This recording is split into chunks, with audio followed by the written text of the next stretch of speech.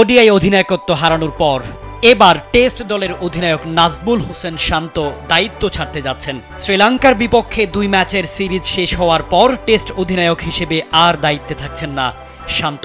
এক সূত্রকে উদ্ধৃত করে এমন খবরই সামনে এনেছে ক্রিকেট বিষয়ক ওয়েবসাইট ক্রিকবাজ। বাহাতি এই ব্যাটার শ্রীলঙ্কা সফর শেষেই নিজের সিদ্ধান্ত বোর্ডকে জানাবেন বলে ধারণা করা হচ্ছে। তবে এই সিদ্ধান্তটি আনুষ্ঠানিকভাবে দ্বিতীয় টেস্ট শেষে জানানো হবে নাকি পরে কার্যকর হবে সেটা নির্ভর করছে বোর্ডের সঙ্গে তার আলোচনার উপর। বিসিবির ঘনিষ্ঠ একটি সূত্র শনিবার ক্রিকবাজকে বিষয়টি নিশ্চিত করে জানায়, সম্প্রতি ঘটে যাওয়া নানা ঘটনার পর শান্ত নিজের সিদ্ধান্তে বেশ দৃঢ়। সূত্রের ভাষ্য, আমার মনে হয় না শ্রীলঙ্কার বিপক্ষে টেস্ট সিরিজের পর শান্ত অধিনায়কত্ব চালিয়ে যাবেন। আমি ওকে অনেক দিন ধরে চিনি, ওর সঙ্গে যা ঘটেছে তাতে ও খুব একটা খুশি নয়, এটাই আমার ধারণা। জানা গেছে নাজমুল শান্ত তার ঘনিষ্ঠদের সঙ্গে দীর্ঘ আলোচনার পর অধিনায়কত্ব ছাড়ার সিদ্ধান্ত নেন। সম্প্রতি ওয়ানডে অধিনায়ক হিসেবে শান্তকে সরিয়ে দিয়েছে বিসিবি, তার জায়গায় এসেছেন মেহেদী হাসান মিরাজ। এর আগে শান্ত নিজেই টি-20 অধিনায়কত্ব ছেড়ে দিয়েছিলেন ব্যাটিংয়ে মনোযোগী হতে। সেই সময় বোর্ডকেও জানিয়েছিলেন তিনি টেস্ট ও ওয়ানডে দল চালাতে চান।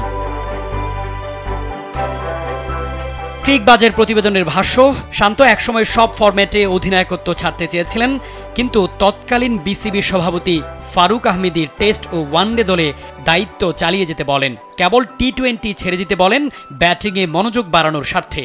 তবে গত 12 জুন শান্তকে না জানিয়েই ওয়ানডেতে নতুন অধিনায়ক করা হয় মেহেদী হাসান মিরাজকে।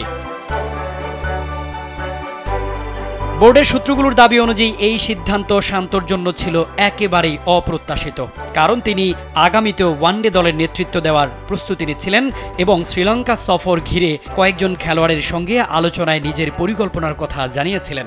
সেই সঙ্গে ওয়ানডে দলের কাঠামোর প্রেক্ষাপটে খেলোয়াড়দের তাদের ভূমিকা সম্পর্কেও ধারণা দিয়েছিলেন। যদিও বোর্ড সভাপতি আমিনুল ইসলাম বুলবুল পরবর্তীতে বলেছিলেন শান্তর অধিনায়কত্ব কেড়ে নেওয়া হয়নি, বরং বোর্ডের সবার সম্মতিতে সিদ্ধান্ত নেওয়া হয়েছে।